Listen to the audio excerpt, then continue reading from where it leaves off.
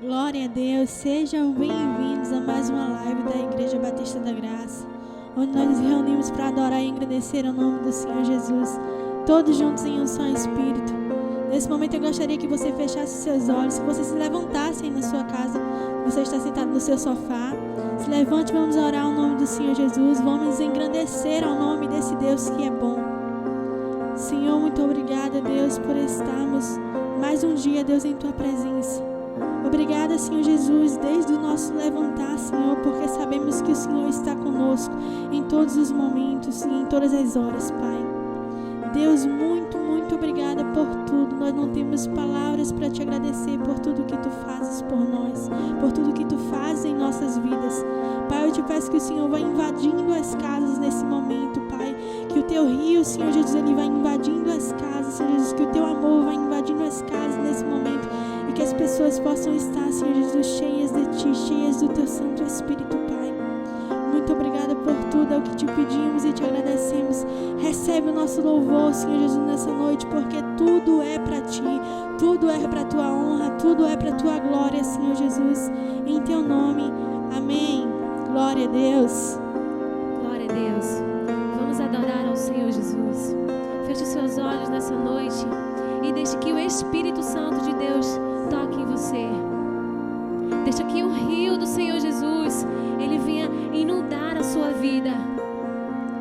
Que você possa mergulhar mais profundo e transmitir Deus em sua vida. Aleluia, glória a Deus. Que você possa dizer: Senhor, eu quero fluir do Teu rio, Senhor. Eu quero beber da Tua fonte, Senhor Jesus. Oh, bendito seja o Teu nome, Deus. Cante comigo.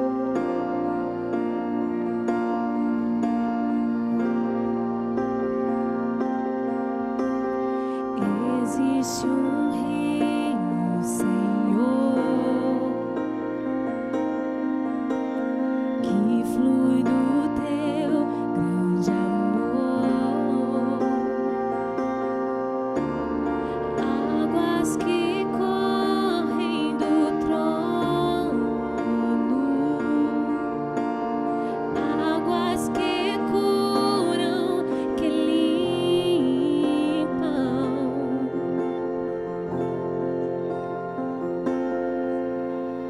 Por onde o rio passar, tudo vai transformar,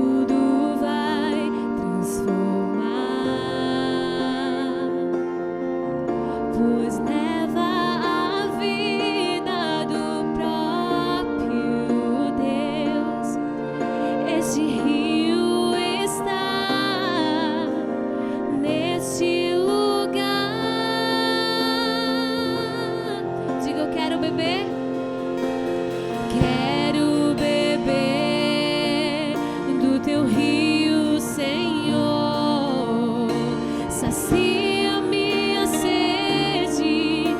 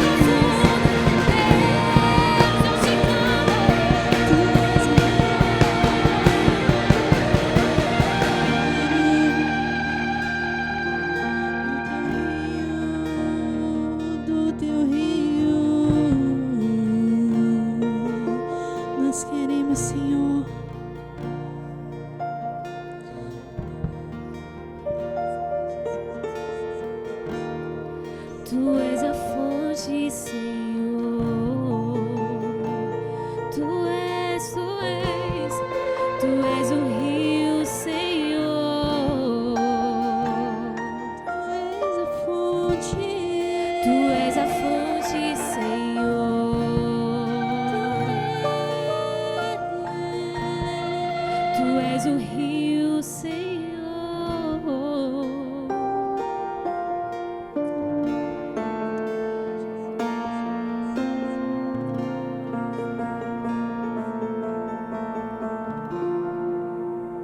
Glórias a Ti, Jesus. Glória a Deus. Engrandecido seja o Teu nome, Jesus. Que nesse momento você possa estar dizendo ao Senhor que você tenha sua vida fundamentada nele, que Ele é o seu porto seguro, que Ele é o seu fundamento. Oh, Senhor Jesus, nós Te agradecemos, Pai, porque sabemos, Deus, que estamos firmados na rocha inabalável que é Tu, Senhor Jesus. Sabemos, Deus, que estamos firmados em Ti, Senhor Jesus.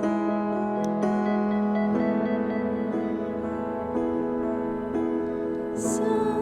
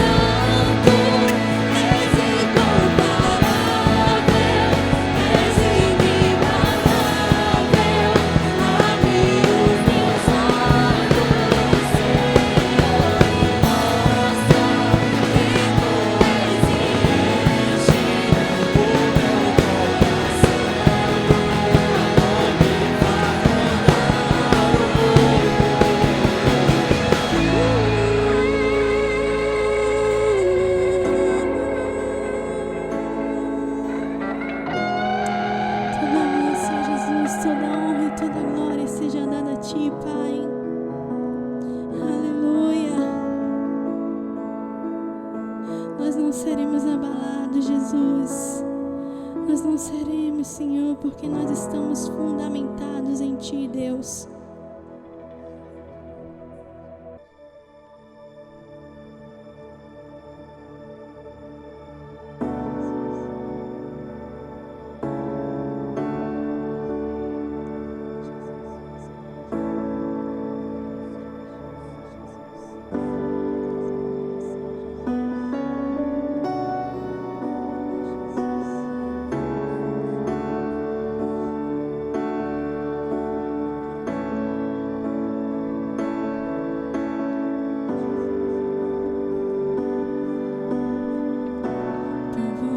Me chama sobre as águas, onde os meus pés podem falhar,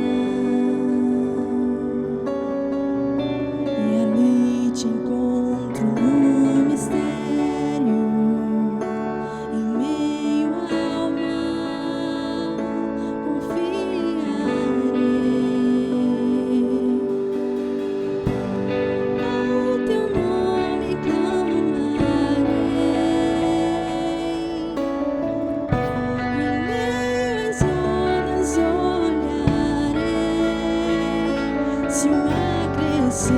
Somente em Ti descansarei, pois eu sou Teu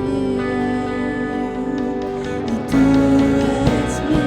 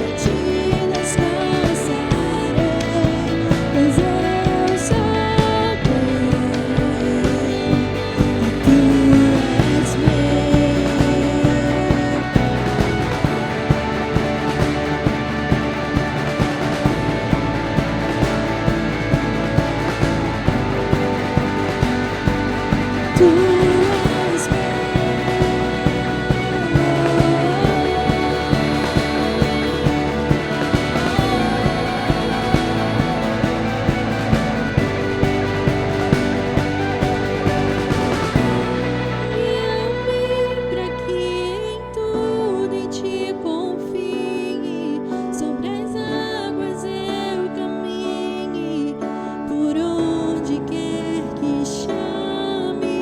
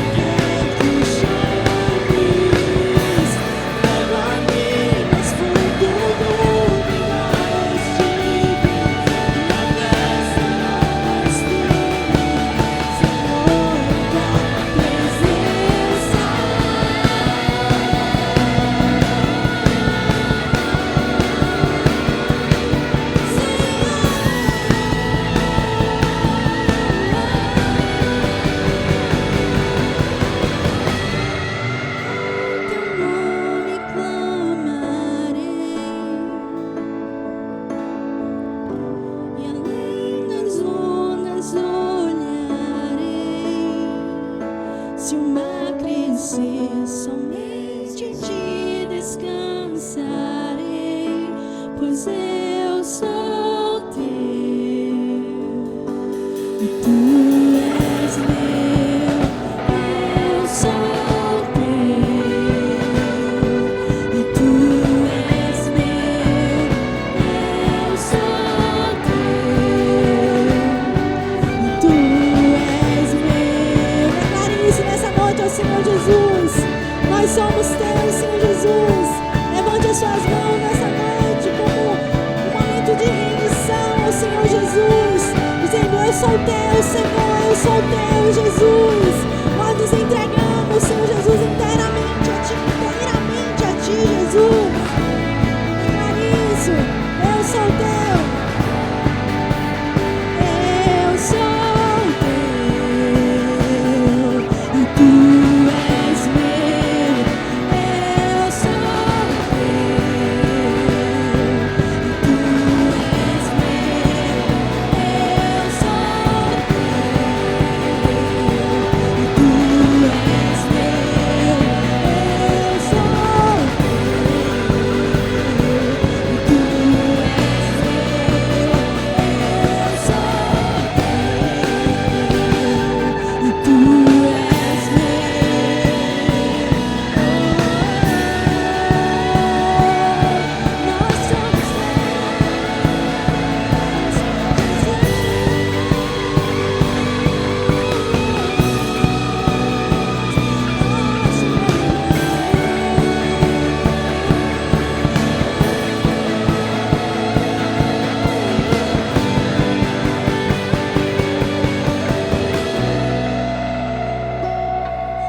exaltado seja o teu nome, Jesus.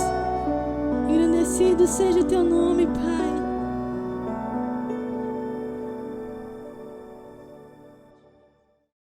Meus irmãos, eu vos saudo com a paz do Senhor Jesus. Nesta noite queremos agradecer a Deus pela oportunidade que nos é dada de estar uma vez mais junto com os irmãos. Não estamos juntos fisicamente, mas estamos aqui ligados, né? Com o mesmo pensamento, o mesmo propósito. E nesta noite, meus irmãos, queremos orar, pedir a Deus que Ele derrame sobre nós a sua palavra.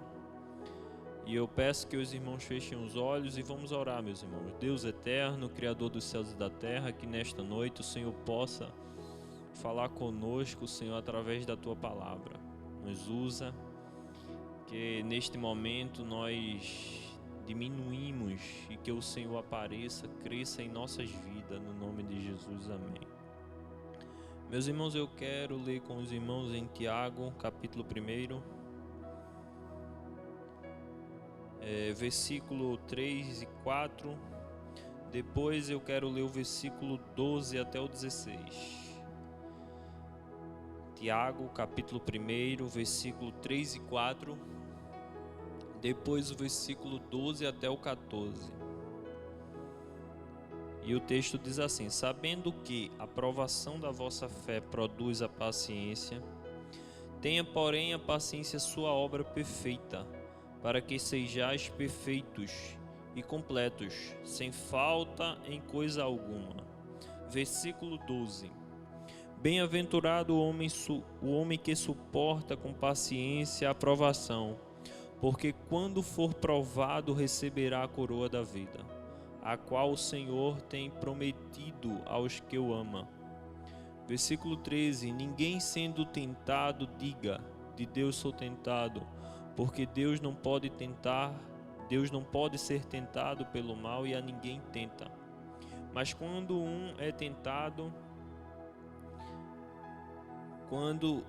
mas cada um é tentado quando atraído e engoldado pela sua própria concupiscência. Depois, havendo a concupiscência concebido, dá à luz o pecado, e o pecado, sendo consumado, gera morte. Não erreis, meus amados irmãos. Glória a Deus. Meus irmãos, diante deste texto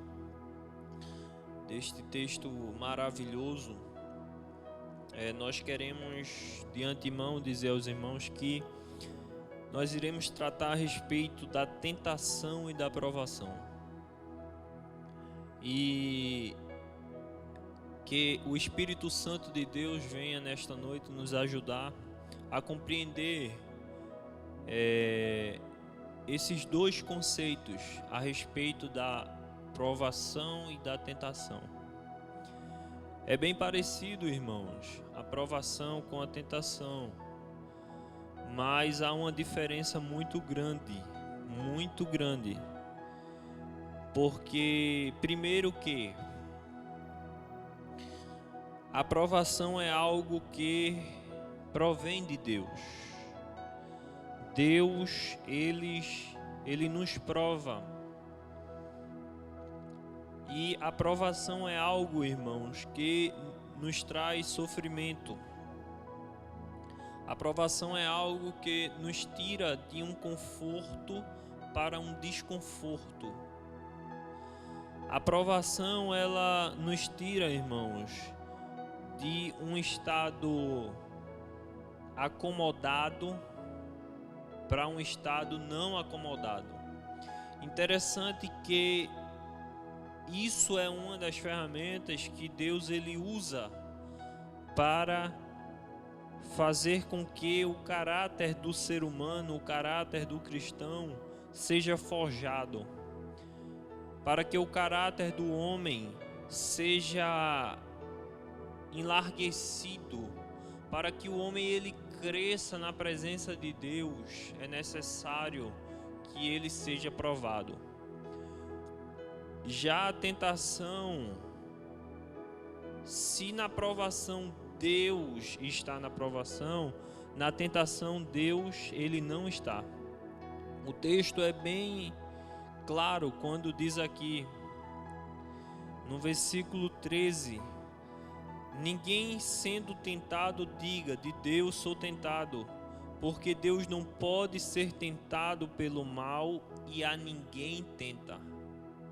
Então, meus irmãos, entenda nesta noite de uma vez por toda que Deus ele não tenta ninguém.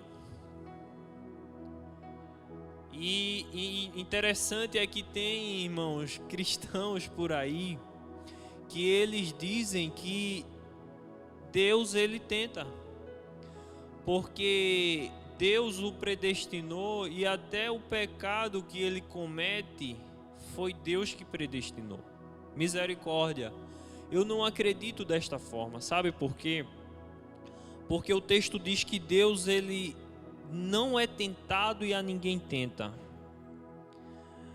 Deus ele é santo, irmãos, e jamais ele vai coagir, ele vai incentivar, ele vai persuadir o homem ao pecado, à tentação. Porque quando o homem ele é tentado, irmãos, o texto vai dizer que ele é atraído e engoldado, ou seja, atraído por algo. Quando nós somos atraídos é porque algo nos chamou a atenção. Engoldado, se os irmãos forem ver no dicionário, essa palavra quer dizer iscar. É isca mesmo, é quando o peixe é iscado. Quando ele está ali preso ao anzol e não pode sair. E jamais Deus ele vai fazer isso com o homem, porque Deus quer que o homem esteja em seus caminhos, que o homem esteja no estado de santidade com Deus, vivendo uma vida separada, uma vida de progressão, uma vida em Cristo.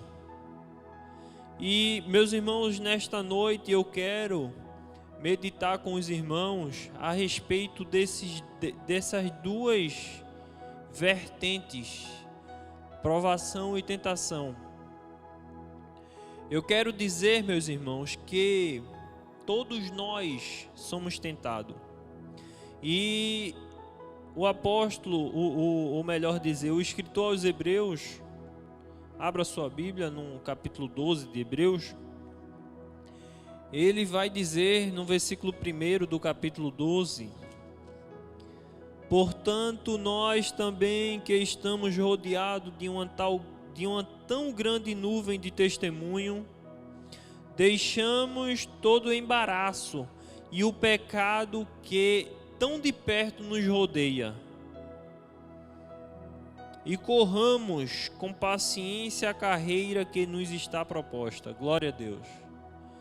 O apóstolo, o escritor aos Hebreus, ele está dizendo, irmãos, que o pecado, ele nos rodeia de perto. E o mais importante é que nós, ao mesmo tempo, estamos rodeados de uma tão grande nuvem de testemunho. Ou seja, quando nós somos tentados a pecar, nós estamos sendo vistos por alguém. Quando nós estamos, irmãos, em um estado de tentação, nós estamos sendo vistos por alguém. E aí em casa você pode dizer: mas quando a pessoa está sozinho dentro de casa, sozinho dentro do seu quarto, e ele está pecando, quem é que está vendo?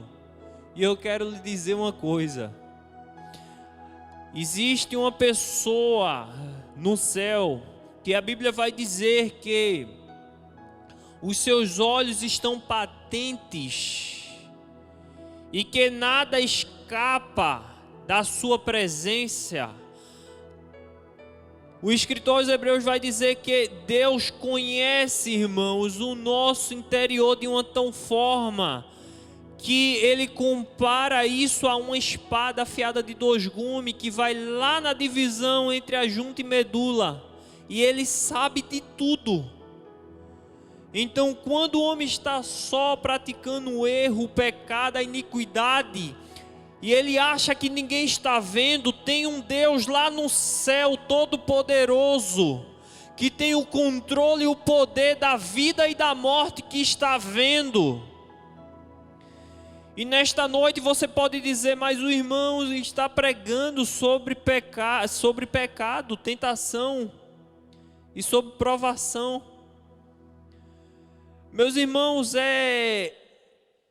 nós temos que começar a evoluir.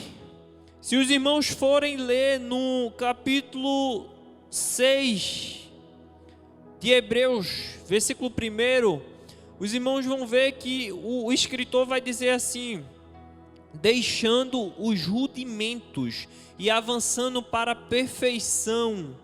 E se os irmãos forem estudar, os irmãos vão entender que o escritor está dizendo assim: deixa o início, porque todo homem que se converte, que entrega a sua vida a Jesus, ele tem um início de trajetória. Porque quando o homem entrega a vida a Cristo, ele nasce de novo, ele começa agora a ter uma nova vida, um novo comportamento, novos conceitos. Ele não pode mais fazer o que ele fazia outrora lá no mundo. E o escritor, ele vai dizer assim: deixando os rudimentos e avançando para a perfeição. Ele está dizendo assim que o início em Cristo, ele tem que, um momento da vida do homem, ele tem que ser deixado de lado e o homem tem que avançar na caminhada cristã. Eu quero lhe explicar melhor.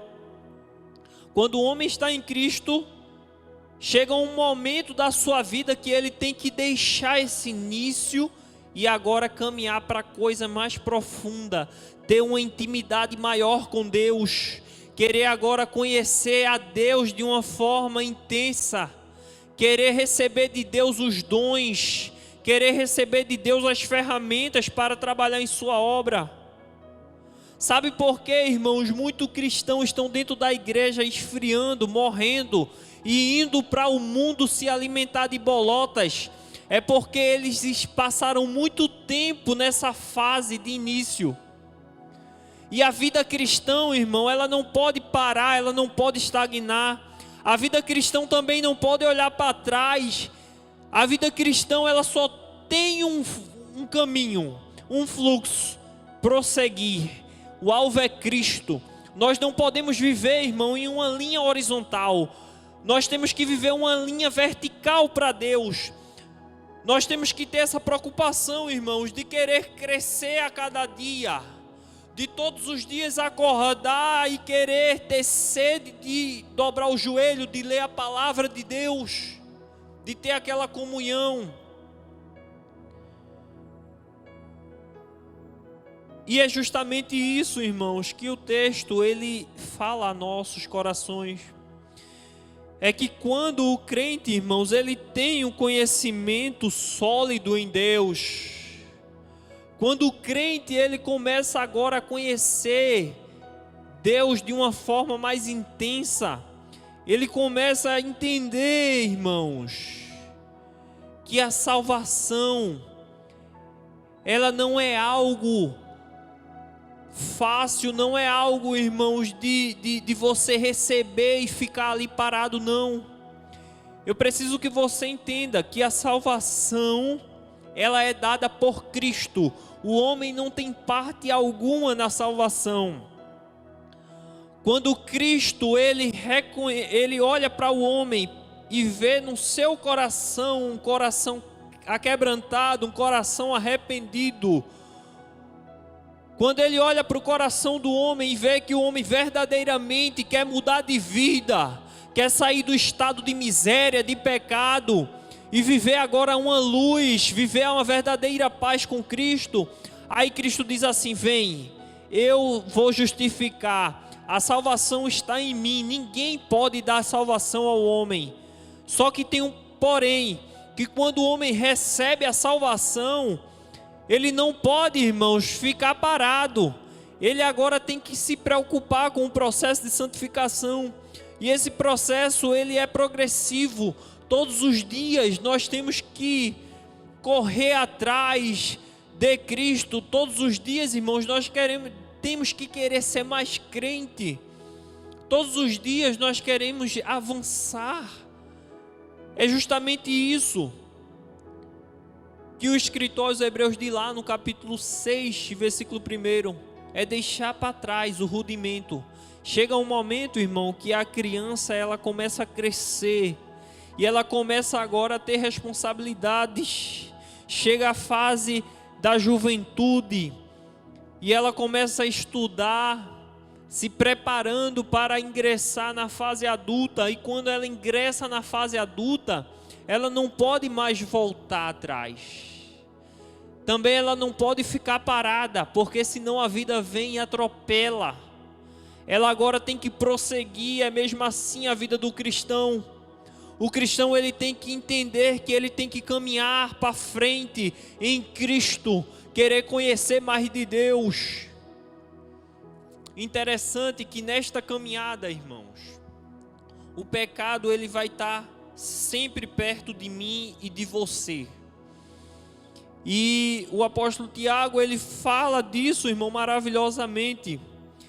Porque primeiro, no capítulo 1 da carta de Tiago, ele vai falar sobre 2 pontos, que é a provação e a tentação.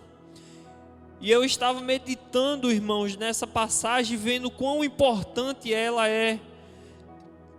Porque Deus, ele prova o homem, mas Deus não tenta. Mas a tentação é inevitável. Nós vivemos aqui neste mundo corrompido pelo pecado, aonde todos os dias o mundo ele afunda mais ainda. Aonde todos os dias, irmãos, o homem sem Deus ele se afunda mais ainda. Mas a igreja do Senhor Jesus não. Enquanto o mundo ele quer viver numa linha horizontal, nós vivemos em uma linha vertical, irmãos. E quando nós estamos andando em um lugar plano é mais fácil. Mas quando nós estamos andando em um lugar inclinado, aonde nós temos que, o esforço tem que ser redobrado para nós subirmos, é difícil, é diferente. E por isso que a caminhada cristã não é fácil. Muitas das vezes nós paramos e começamos a nos indagar, a dizer: meu Deus, será que eu vou conseguir? Meu Deus, será que eu estou fazendo a coisa certa? Será que quando o Senhor raiar nas nuvens, eu vou estar pronto para receber a coroa da vida eterna? E eu quero lhe dizer nesta noite, meu amado, que essas dúvidas, essas incertezas, não vem de Deus. O crente que vive em Cristo, ele não tem dúvida da sua salvação. O crente que vive em Cristo, ele não se deixa levar por mentiras que Satanás coloca na mente do homem. Sabe por quê? Porque enquanto Deus vem com a verdade para libertar o homem do pecado, Satanás vem com a mentira para permanecer com o homem no pecado. Talvez, irmãos, você esteja triste aí na sua casa, dizendo assim: eu pequei, eu estou fora do corpo de Cristo, eu não sou digno de receber a salvação. Eu quero nesta noite ministrar na tua vida, que Deus está aqui, pronto a te perdoar. Deus está aqui com braços abertos. Sabe por quê? Porque Deus conhece a tua estrutura, Deus conhece a tua limitação. Glória a Deus. E quando eu falo isso, eu lembro lá em Hebreus capítulo 4, quando o escritor ele vai falar a respeito do sacerdócio de Cristo. E ele diz que o sacerdote todo ano levava o sacrifício até o lugar santíssimo para que Deus perdoasse o pecado do povo de Israel. Só que ao mesmo tempo, aquele sacerdote, ele estava sacrificando pelo povo e por si próprio. Glória a Deus. E o escritor vai dizer que Jesus, oh glória, ele se sacrificou uma só vez. Só que o nosso sumo sacerdote Jesus Cristo, que foi o sacrifício perfeito, que quando ele se sacrificou, o véu foi rasgado de alto a baixo.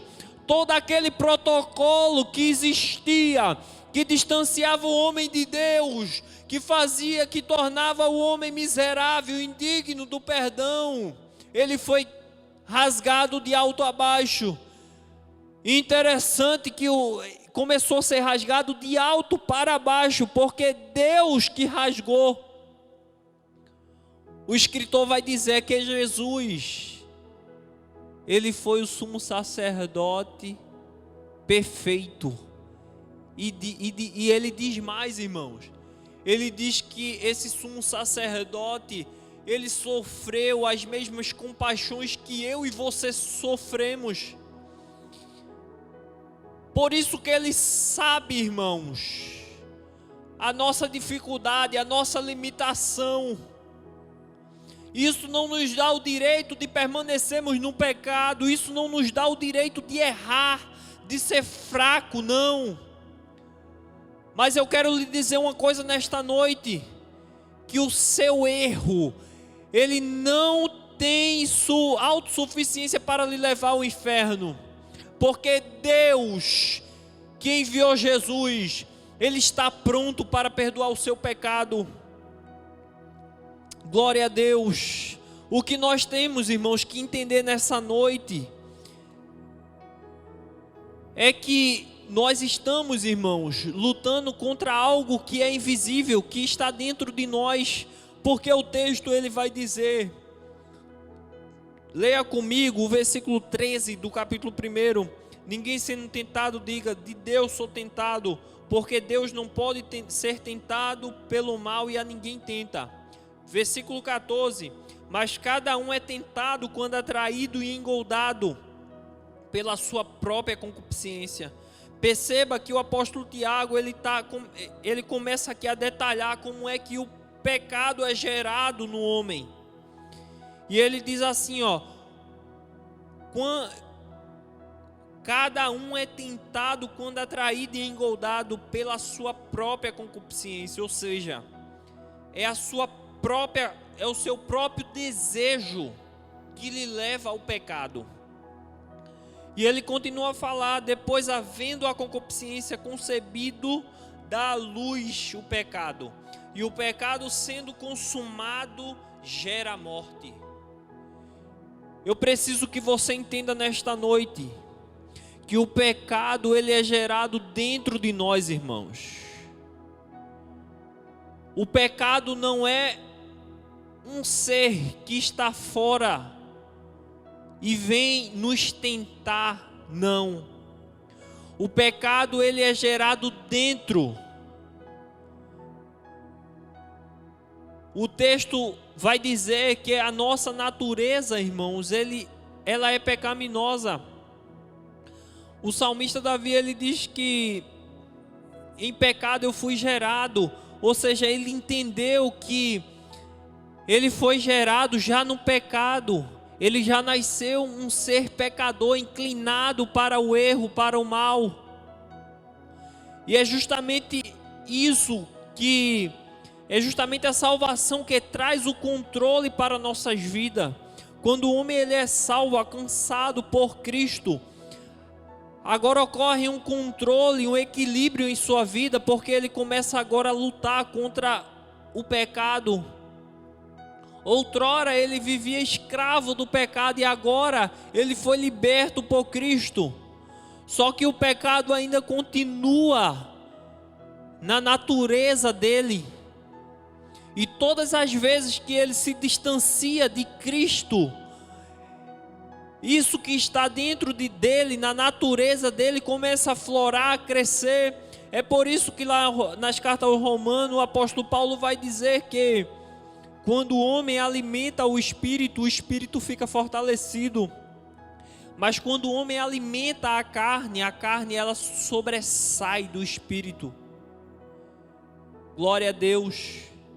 E o apóstolo Paulo também diz que o espírito está pronto, mas a carne é fraca. E irmãos, isso é muito sério, sabe por quê? Porque tem momentos, irmãos, que nós estamos tão bem com Deus, estamos nos relacionando tão bem, e por um deslize, esse relacionamento ele tem a influência, ou seja, o pecado ele passa a influenciar no relacionamento de Deus com o homem, ao ponto de distanciar o homem de Deus.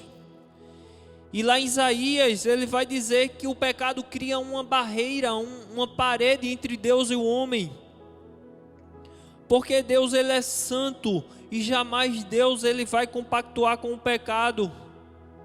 Mas é necessário que nós entendamos nesta noite que o pecado ele é gerado dentro de mim, dentro de você.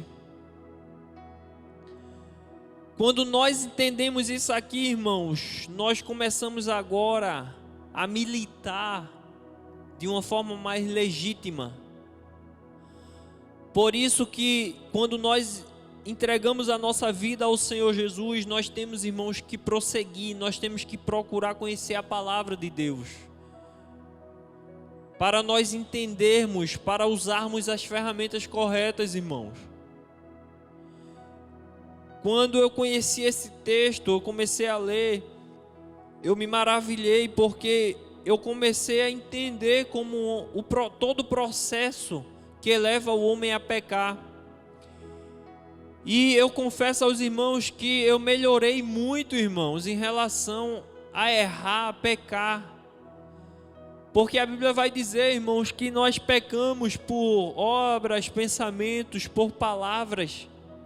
Ou seja, nós somos um ser muito propício ao erro.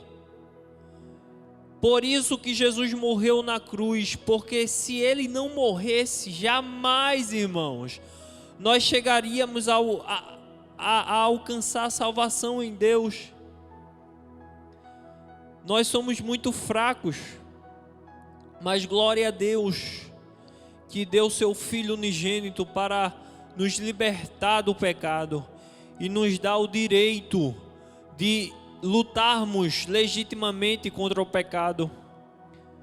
Mas eu quero encerrar, irmãos, a palavra, e que os irmãos possam ter entendido que Deus ele não tenta ninguém, irmãos. Quando os irmãos estão sendo tentados, é porque os irmãos estão sendo atraídos pela sua própria concupiscência. A concupiscência quer dizer o desejo desenfreado. Ou seja, quando nós não estamos mais controlando, irmão, os desejos, as ânsias natural do velho homem, aí a luzinha ela tem que ser acesa. Nós temos que dizer assim: epa, tem algo errado, eu tenho que descer, me humilhar, eu tenho que orar, ler a Bíblia, jejuar, me consagrar. Porque nós só vencemos o pecado, irmãos, dessa forma. Não queira ser um crente super-homem, dizer que você vence a tentação, porque você vai ser enganado. Quando menos você pensar, você vai estar distante de Deus.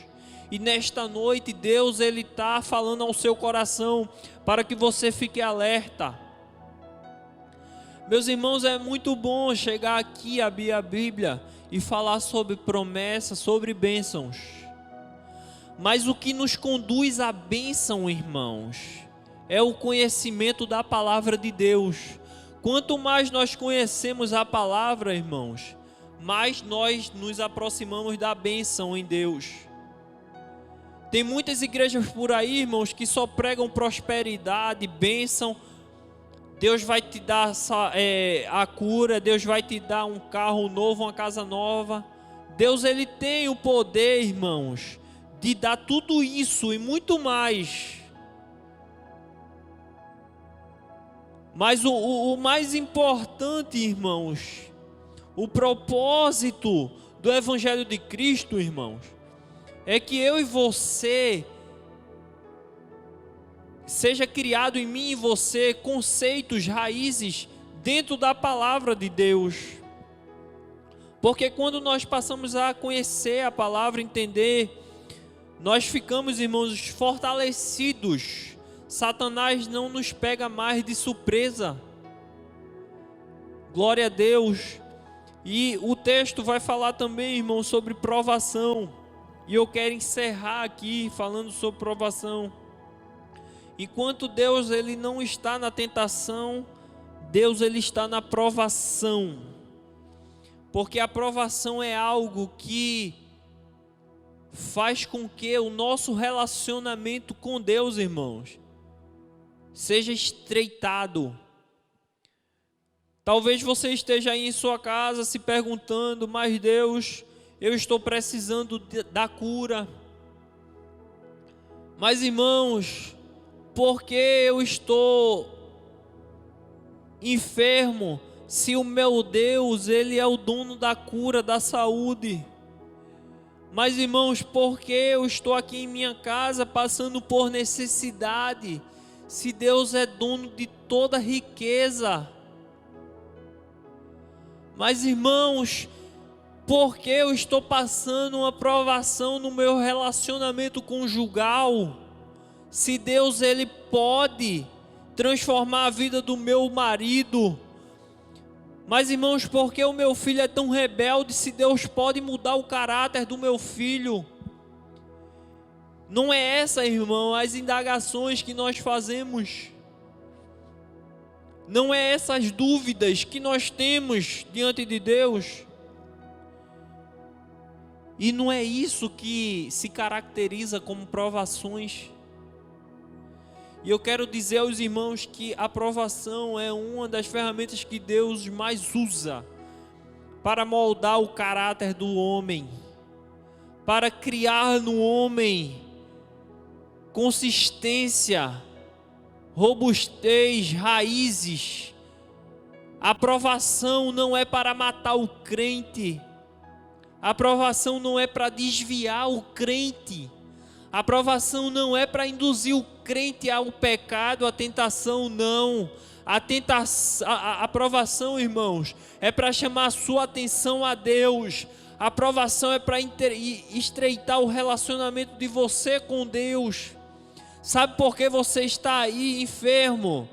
Deus é o dono da salvação e ainda não te curou, porque Ele quer conversar com você, porque Ele quer se relacionar com você. Sabe por que o seu esposo ainda não se converteu? Porque você está orando um pouco, porque você está jejuando um pouco, se consagrando um pouco. Estreite mais o relacionamento com Deus. Procure mais conhecer a Deus. A provação não é para lhe matar, não é para sufocar a sua vida.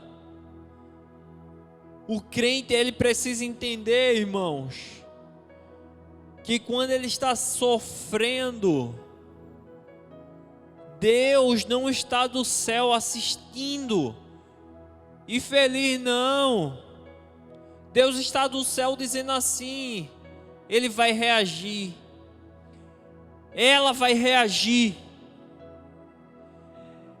ele vai se acordar, ele vai começar agora a ter uma nova postura, vai querer viver uma vida de santidade, vai querer buscar mais, querer conhecer nas Escrituras qual o propósito desse sofrimento. Sabe por quê? Porque para tudo tem uma resposta na vida do cristão. Você não está sofrendo em vão. Você não tem os seus projetos de vida no papel e talvez o tempo esteja passando e nada se concretiza. Não é em vão, irmãos. Deus prometeu a Abraão, ele tinha 75 anos, um filho. E Deus deu o filho a Abraão quando Abraão tinha 100 anos. 25 anos de espera. Sabe o que acontece? Abraão estava lutando contra a esperança, é o que o texto diz. Versículo 3: sabendo que a aprovação da vossa fé produz a paciência, tenha porém a paciência sua obra perfeita, para que sejais perfeito e completos sem falta em coisa alguma. A aprovação, irmãos, ela cria em nós um sentimento de esperança. Só que tem momentos, irmãos, que a aprovação fica tão tensa que nós começamos agora a lutar contra a esperança. E você pode até dizer: isso é coisa de doido, irmãos. Lutar contra a esperança é o que aconteceu na vida de Abraão, irmãos. É o que aconteceu na vida de Jó. Jó tinha tudo, em 3 dias Jó não tinha nada. Só um caco de telha. E a sua esposa dizendo: abandona esse Deus e morre. Você acha que é fácil lutar contra a esperança? É não. Mas a vida do cristão, ela tem isso. Você tem que entender nesta noite que você está passando por isso, mas isso tem um propósito de Deus. Glória a Deus. Você não tem o direito de querer recusar a aprovação de Deus na tua vida. Agora é preciso que você entenda que tem momentos que eu e você erramos e nós atraímos para a nossa vida luta e achamos que é Deus que está nos provando, e não é. Talvez você tenha atribuído a Deus um erro que você cometeu, dizendo: Deus, eu estou sofrendo, minha vida só dá errado, meus planos não dão certo, meu projeto não sai do papel. Talvez nesta noite é momento de você rever os conceitos. Talvez nesta noite é momento de você fazer uma retrospectiva, uma reflexão de vida. E ver os pontos que você está errando. Porque Deus está aqui nesta noite. Glória a Deus. Lá do céu lhe olhando e dizendo: minha filha, meu filho, corrige esse erro. Sai do acomodismo. Vai orar, vai ler a Bíblia. Ao invés de estar na frente da televisão, na Netflix, coloca um vídeo no YouTube sobre estudo bíblico. Pega um capítulo e vai estudar ele. Que Deus, ele vai falar com você. Deus vai renovar as tuas esperanças, a tua força. Sabe por quê? Porque um crente com esperança morta dentro da igreja, ele só faz afundar. Ele torna-se uma pessoa amargurada, desacreditada, que não produz vida. Mas a igreja do Senhor, ela é viva. A igreja do Senhor, ela tem paciência, ela tem esperança. E que nesta noite, meu querido, você tenha entendido essa palavra de Deus. Que Deus, Ele colocou em nossos corações. Que você possa refletir. E que você entenda que você está sofrendo, mas vai ter um fim. Vai ter um propósito. Até porque Jesus, ele sofreu bem mais que nós, irmãos. Se nós formos comparar o nosso sofrimento com o sofrimento de Cristo na cruz do Calvário, nós iremos ver, irmãos, que nós não sofremos. Cristo, ele sofreu, ele padeceu. E interessante que ele sofreu por erros que ele não cometeu, nós que cometemos. Mas ele venceu. E a sua palavra diz que nós temos que ter bom ânimo, porque ele venceu e nós iremos vencer. Amém? Que Deus vos abençoe no nome de Jesus.